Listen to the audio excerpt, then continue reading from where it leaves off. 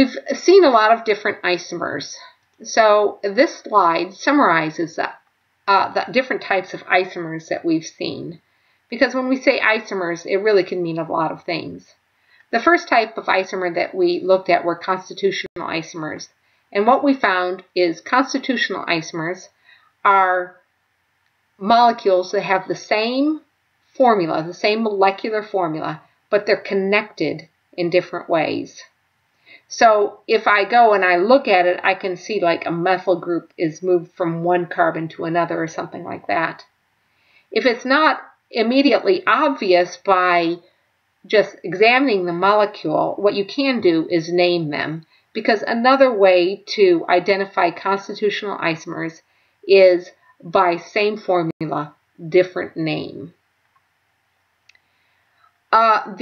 There's this large group of isomers that we call stereoisomers. Stereoisomers encompass a lot of different things. One of the first things that we looked at were configurational diastereomers. They're really the same molecules, but if you were to freeze the rotational configuration of a molecule and then have another configuration frozen, you would find that they don't fit in the same space. And so you have configurational diastereomers. We don't consider them to be different compounds. There are some things, though, that are different compounds. We have cis-trans stereoisomers.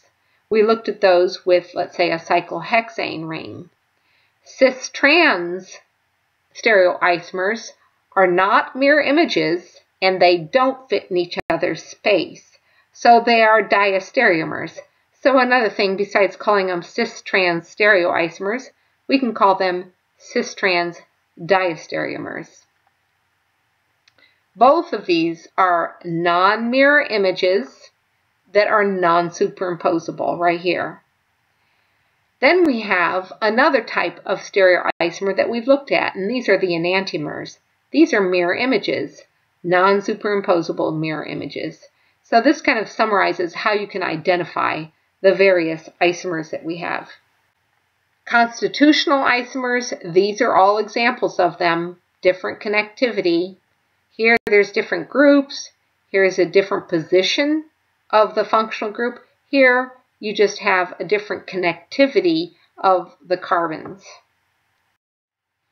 With stereoisomers, you can have enantiomers. This one is S, and this one is R. So they're they are enantiomers. If I look down here, are S enantiomers. If I look down here, I can see that this, which is this carbon's R, and this one is also R.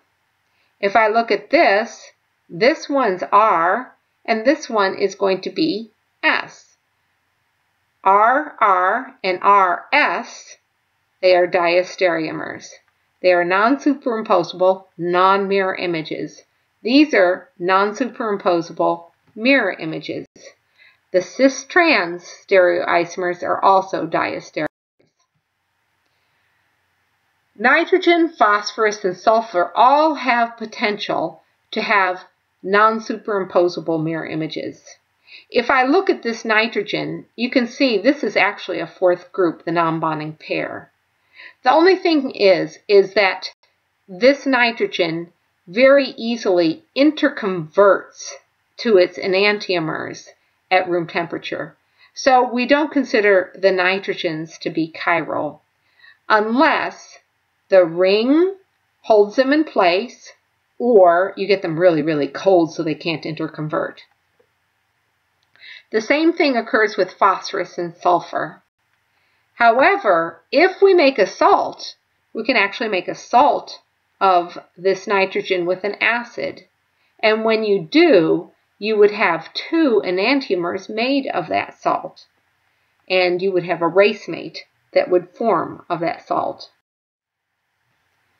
Phosphorus does flip more slowly, and at warmer temperatures than what you have with nitrogen, you can actually isolate enantiomers.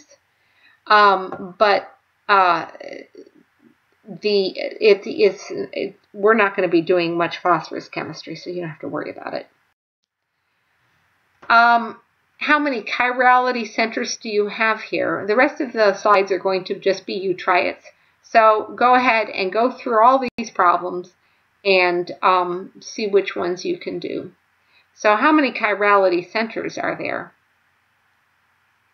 If I go and I look, I can see this one's chiral, that one's chiral, this one's chiral, this one's chiral, that one's chiral, that one's chiral, this one's chiral, that one's chiral, that one's chiral, and that one's chiral. So I count them up. 1, 2, 3, 4, 5, 6, 7, 8, 9, 10. 10 chiral centers. So now my question for you is, how many stereoisomers could there possibly be? What you find is 2 to the 10. 2 to the 10 would be 2 times 2, 10 times, and that's a very big number. We will often try to synthesize compounds like these, and when we synthesize compounds like these, we usually start with achiral compounds, so we end up with all 10 enantiomers, or diastereomers, when we get through, and it's a big mess. Okay, if you go ahead and look, you can see that I starred all of the chiral compounds so that you can look at this more carefully. Okay, this is the things outlined for you. Which of the following statements about enantiomers is false? Well, if I go through these, this physical property is going to be the same for enantiomers. This physical property will be the same for enantiomers. The magnitude of their specific rotations is identical. It's the sign that's different. They have identical densities. They do. That's a physical property, and enantiomers' physical properties are the same, except for the direction of their rotation of light. Now, enantiomers react at the same do not react with the same rate with optically active reagents. One will react faster than the other because their reactions will behave differently. How many stereogenic centers are present in the following molecule? A stereogenic center is a chiral carbon. So basically, identify the chiral carbons. If I look here, this carbon is chiral, this one's chiral, this one's chiral, this one's chiral, that one is chiral, this one is chiral, and that's chiral. How many altogether are there? 1, 2, 3, 4, 5, 6, 7. So it is that number. Ascorbic acid is not a carboxylic acid. It's actually just a really acidic alcohol. Identify how many stereoisomers are possible on this compound. Okay, to do this compound, to figure out how many stereoisomers, the first thing you have to do is figure out how many chiral centers there are. This carbon's chiral, this carbon's chiral, and the rest are not. So there's only 2 chiral carbons. 2 to the power of 2 gives you 4. So there are 4 possible stereoisomers. What's the absolute configuration of these 2 atoms? If I look at number 1, I would find that the highest priority group is this one. Second highest priority is this one. No. Highest priority group is this one. This is carbon-carbon-carbon, and then the next carbon, then to those carbons, you're going to have carbon-carbon-hydrogen, carbon-carbon-hydrogen, and then nothing. What you have here is carbon-carbon-carbon, then carbon-carbon, hydrogen, same as the one above, but then you have another carbon that has things attached to it. So this is the highest priority group. The next highest priority group will be this one, and then the last priority group will be this. If I look at this group, highest priorities here, that's second highest priority, and then third. So if I go to assign the priority of these, specific rotation of these things, absolute configuration of these things, I will go ahead and look at this one. This would be going to the back. This would be number 1. This would be number 2, and then this would be number 3. So that is going to be counterclockwise rotation, so 1 is S. If I look at this carbon, I would find that 1, 2, 3, the hydrogen is lowest priority, and back, that's clockwise rotation, so R. So number 4 is the correct answer. Okay. What is the relationship between the two compounds shown below? If I look at this compound, they all have the same groups on them. So if I look at this compound, I would find that this is R and this one is S. So that they are going to be non-superimposable mirror images, and they're enantiomers. Go ahead and identify which one of these are identical. Okay, so probably what you did was you went through and either visually tried to see if these were the same, or you assigned chirality. If you had tried assigning chirality, what you would find is this carbon and this carbon are not chiral because there's methyl and methyl and methyl and methyl. So if I look at all of these things, you're going to see these are all 2, 4 dimethyl pentane, and there's no chirality associated with them. So this was kind of a tricky question. All of them. Which of the following statements about chirality and optical activity is false? All right, let's look at the following statements. So if a solution shows optical activity, it must have a compound present whose mirror image is not superimposable on the compound itself. Well,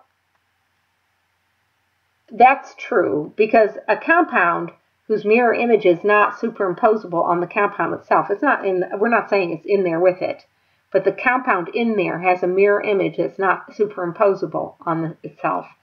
That compound is chiral. So it will, that is true. If we have optical activity, there is chirality in that compound. If I look at molecules with a plane of symmetry show no optical activity, that is so true. Molecules with a plane of symmetry are not chiral.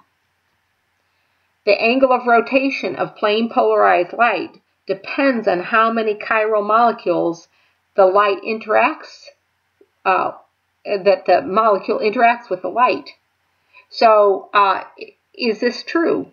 Yes, because the more concentration that you have, the more molecules are going to rotate that light that certain amount.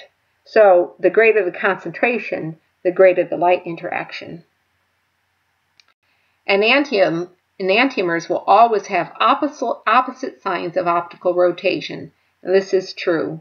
Opposite sign and equal in magnitude. Our enantiomers are always dextrorotary. That is false. we never can tell if our enantiomer is going to be dextro or levorotary. We have to experimentally determine it. Which of the following molecules is achiral? Well, if I look at these molecules, I would see there's chiral carbons, but there's no plane of symmetry. Oh, there is a plane of symmetry. If I rotate this around, I would find that the methyl would be down and then the hydroxyl group would be coming out at you. So there's a plane of symmetry on this. You would find that this is R, yes, and this one is S. So they're mirror imaged carbons, and so there's a plane of symmetry, and this is a meso compound. If I look at this one, there's no plane of symmetry. When I go and I look at this side is different from this, even if I rotate. Because if I rotate this so it comes forward and is lined up like this one, the hydroxyl group will be going back. So the hydrogen and the hydroxyl group would be in the place of each other in the mirror image. If I look at this compound and rotate the methyl down to where we have this, the hydroxyl group will be on the left side and the hydrogen on the right. So there's no plane of symmetry. If I look at this molecule, that would be where the possible plane of symmetry would be. And if the methyl group was not there, there would be a plane of symmetry. But the methyl group makes it so there's no plane of symmetry. So this is chiral, this is chiral, this is chiral, and that one is not. So how many stereoisomers exist for this compound? If I go through and look, this is a chiral carbon and this is a chiral carbon, but this carbon is not, because this group is the same as this group. So there's two chiral carbons. 2 to the power of 2 is 4. So there are 4 stereoisomers. What is the relationship between these two compounds? If I go and I look, I see this and this are both chiral carbons. This and this are both chiral carbons. So we have the same number of carbons, and the bromines are in the same place, and there's a methyl in the same place on this compound. Let's go ahead and look to see, are they enantiomers, diastereomers, or the same compound? Are they even a meso compound? Well, it can't be a meso compound because this doesn't have an ethyl group on it like this has. So this cannot be a meso compound. They're not constitutional isomers because the connectivity is all the same. Let's go ahead and look. Are they diastereomers or enantiomers? This carbon has what absolute configuration? Bromine, this side of the molecule, and then this side of the molecule is the priority with the methyl group back. That's R. This carbon is the hydrogen's back, so bromine, this, and then this. That's R. So this is R and R. Let's look at this one. The lowest priority group, methyl, is up.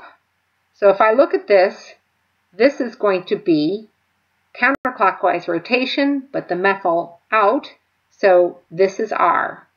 If I look at this one, the hydrogen's back. Bromine group, this group that's next highest priority, and then the methyl group, that is counterclockwise, so that's S. R, R, and then S, or RS, make them diastereomers. Okay, so what I want you to do is identify which one of these represents 1,3S in the lowest possible energy form of 1s3s, 1-chloro-3-methyl-cyclohexane. This is going to take a little time to do because you have to assign the chirality to each carbon, each chiral carbon. Okay, if you go through and look at this, you would find the hydrogen's down, chlorine, then this group, and then that group. That is counterclockwise rotation, which is S. And then I look at this one, hydrogen down, this group, then that group. That's clockwise rotation, so this is R. I can throw this one out because it is not 1s, 3s. If I look at this, hydrogen down, chlorine highest priority, then this group, then that group. That's clockwise rotation. I can throw it out. If I look at this one, the hydrogen is up, chlorine, then this group, then that group. That's clockwise rotation. I can throw that out. If I look at this carbon, the hydrogen's down, highest priority chlorine, then this group, then that group. That's S. Hydrogen up. So highest priority group, this one, and then the methyl group, that's counterclockwise rotation, so this is 1s, 3s. But the methyl group is bigger than the chlorine group because it's got 3 atoms attached to the carbon. So this is not the most stable form. The ring flipped would be. Let's look at this. Hydrogen up, chlorine down, chlorine to this group, to that group. That's counterclockwise rotation, so 1s. If I look at this carbon, we would have, this is the highest priority, then this group, and then that group. That is counterclockwise rotation, and so this is S. The methyl group is bigger, and now it's in the equatorial position, and so the bigger group is equatorial, and this is the lowest energy form of that specific molecule. Enantiomers have identical chemical and physical properties in achiral environment, but diastereomers have different properties in both chiral and achiral surroundings. What can you believe about A and B, since A smells like citrus fruits and B smells like pine trees? Well, if I look at this, I can throw out that A and B are diastereomers. Why? Because they only have one chiral carbon, and there's no cis-trans isomers that I can look at there. If I look at A and B as an exception to the rule, that is not true. There's no exceptions to this rule. They do not have the same properties because of something else. If I look at the sense of smell, can it be used to deduce anything about the stereochemistry of A and B? Well, yes, you can, because they're having different physical properties. So if you have different physical properties, and these two have a chiral compound, it's telling you something. What is it telling you? It's telling you that the receptors in your in your nose are chiral. And so they're going to react differently with A than B. And then, as can be observed by looking into a mirror, our noses are chiral. Well, that's not true. You can't tell if something is chiral or not unless you're looking at something that's asymmetrical, and our noses are somewhat symmetrical, so we wouldn't consider them to be chiral.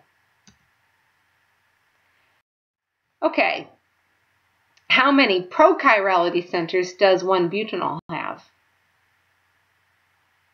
Well, if I look for prochirality centers, I'm going to look for a carbon with 2 hydrogens, but 2 other groups are different on it. So this first carbon has a methyl and then this group on it. 2 different groups and 2 hydrogens, it is prochiral. This carbon has an ethyl and this methoxy, hydroxy, and 2 carbons. It's prochiral. This carbon has this propyl group on it, the hydroxy group on it, and 2 hydrogens. So it's prochiral. This is not prochiral because there's 3 same groups on it. So there are 3 different carbons that are prochiral.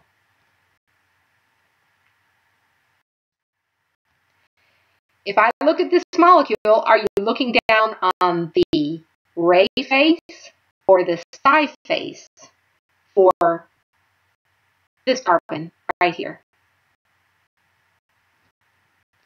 If I look at this carbon right here, I will see highest priority, second highest priority, and then methyl. That's clockwise. So that is ray.